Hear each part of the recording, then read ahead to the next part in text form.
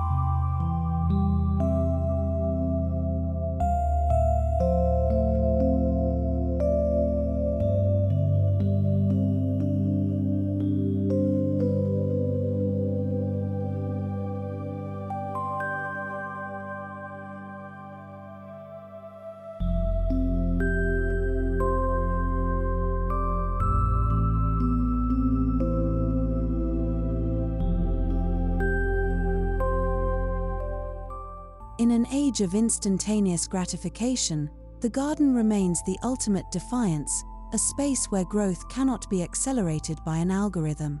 Nature is the ultimate luxury, precisely because it refuses to be rushed.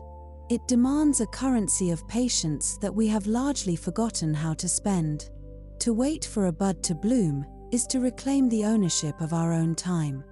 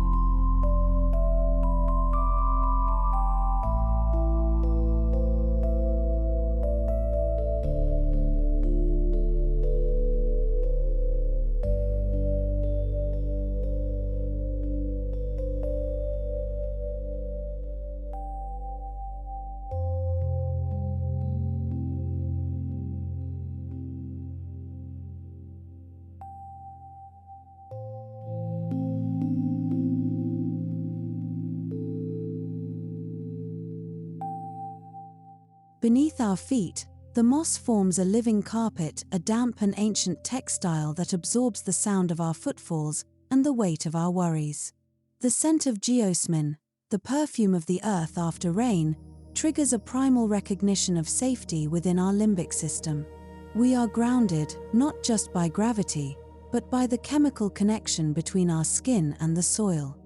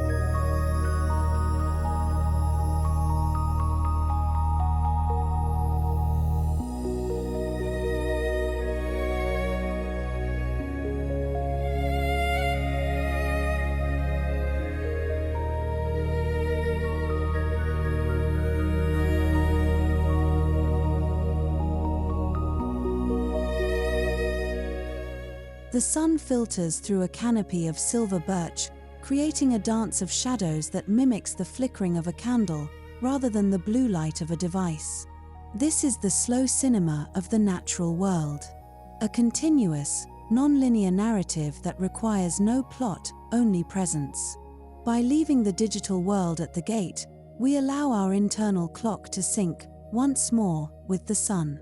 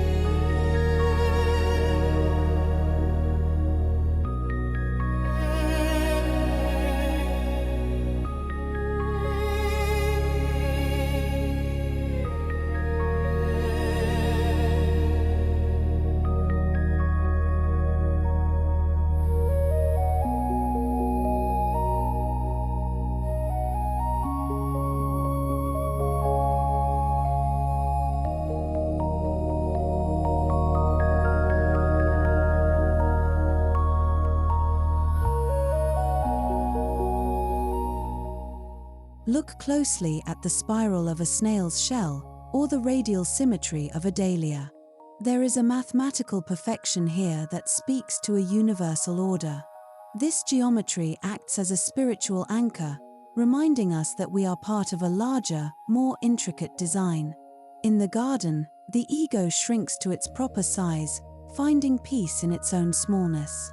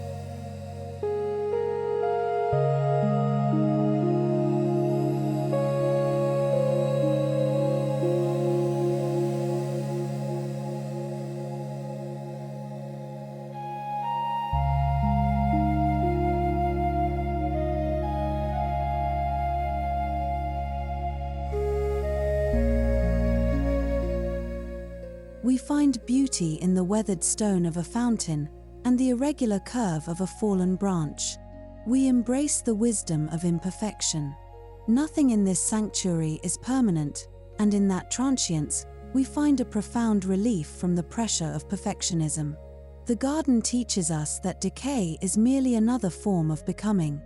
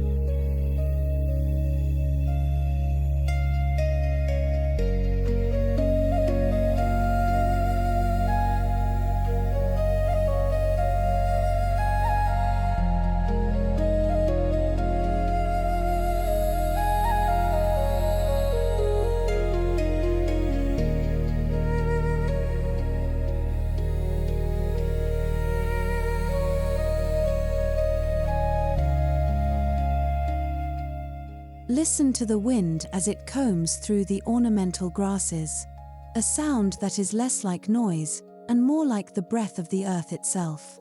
There is an acoustic depth here that provides a refuge for the overstimulated ear, replacing the hum of machinery with the rustle of life.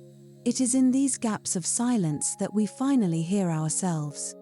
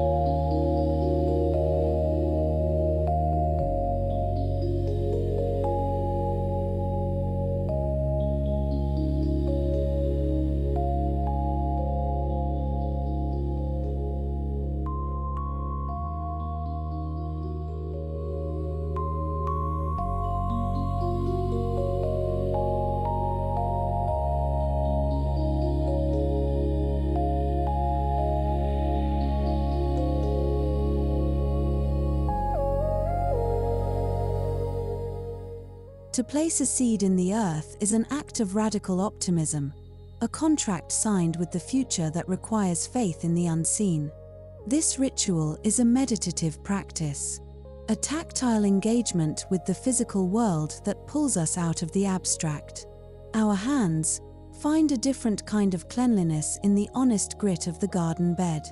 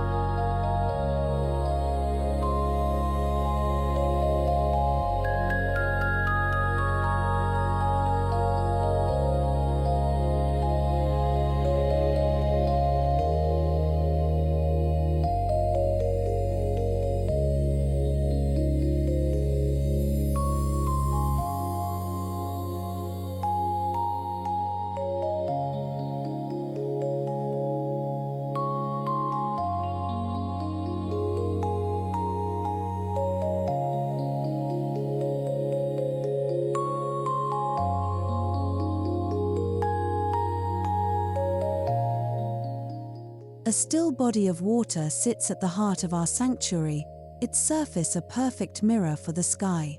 This water is a neuro-responsive element, its clarity reflecting our own potential for internal stillness when the winds of the world die down.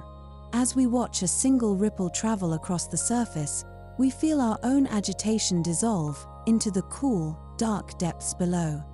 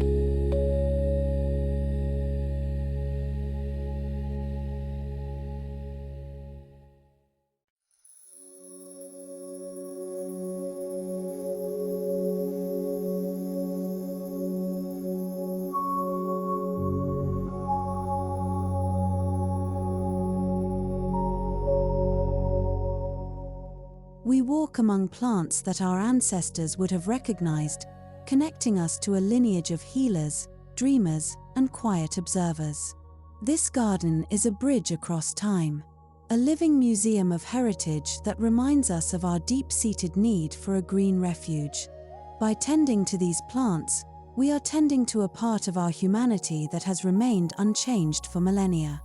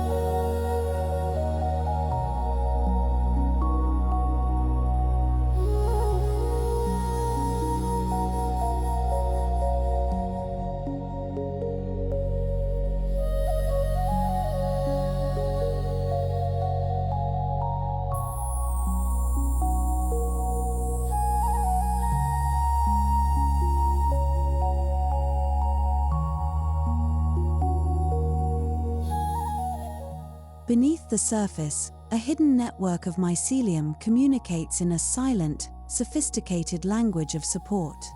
This subterranean world reminds us that the most important work of growth often happens in the dark, away from the gaze of others. We are encouraged to nourish our own hidden depths, trusting that our visible life will eventually reflect the health of our roots.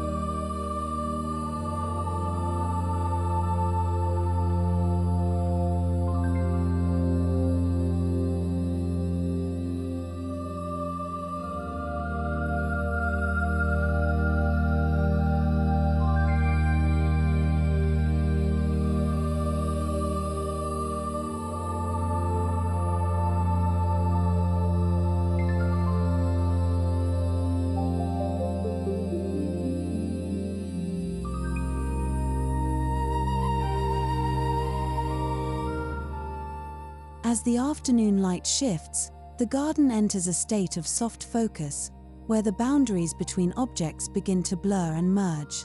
This visual softening encourages a psychological state of effortless attention, a mental mode that is both relaxing and deeply restorative. We are no longer analyzing. We are simply being.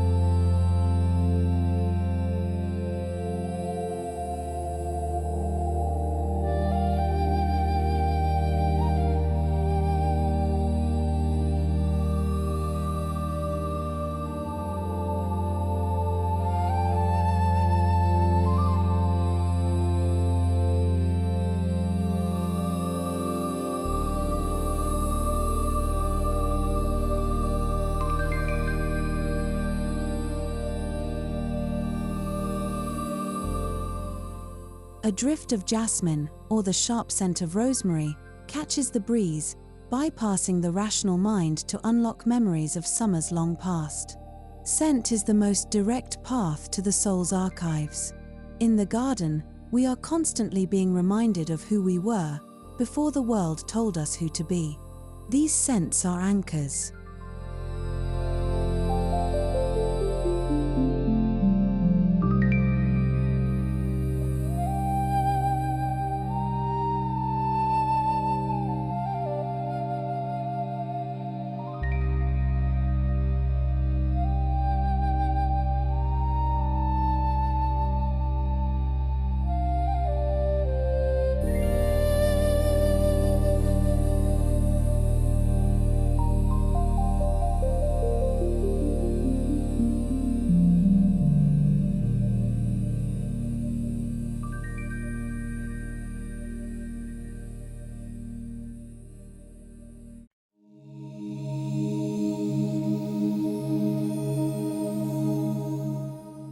We often overlook the miracle of a single dewdrop or the intricate lace of a spider's web.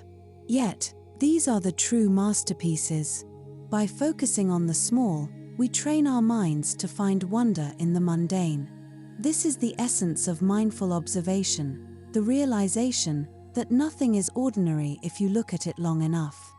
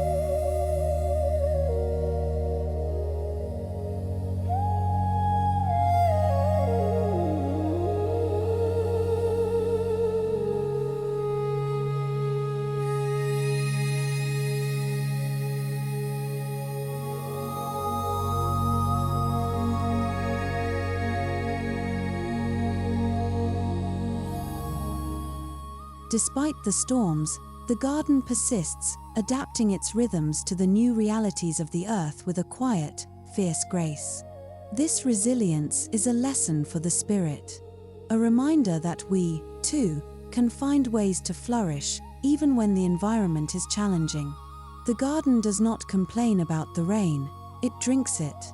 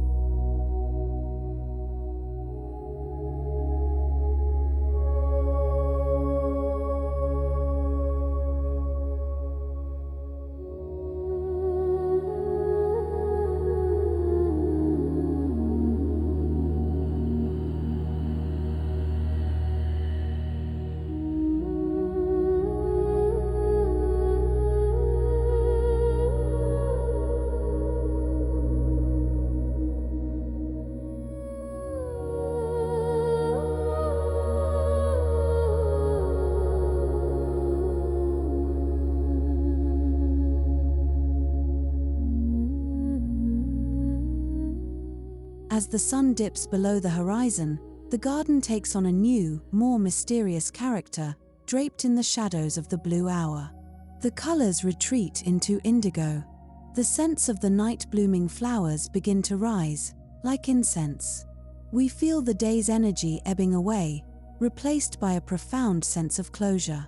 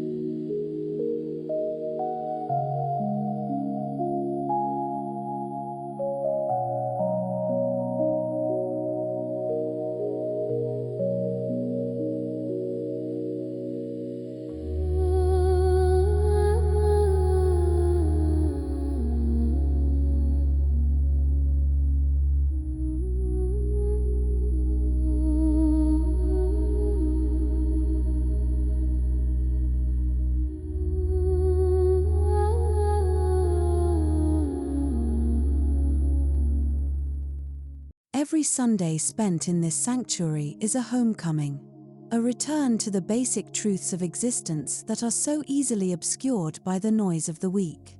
We realize that we do not own the garden, we belong to it. This sense of belonging is the ultimate cure for the loneliness of the modern age.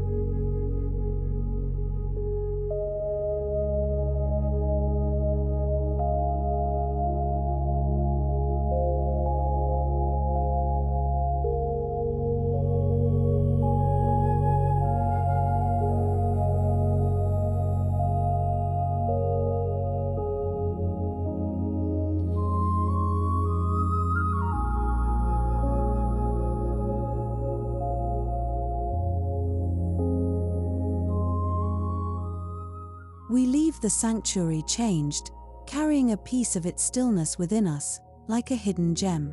The garden has served its purpose as a mirror, reflecting back to us our own capacity for peace, beauty, and enduring strength. We understand now, more than ever, that nature is not an amenity. It is the very foundation of a luxury life.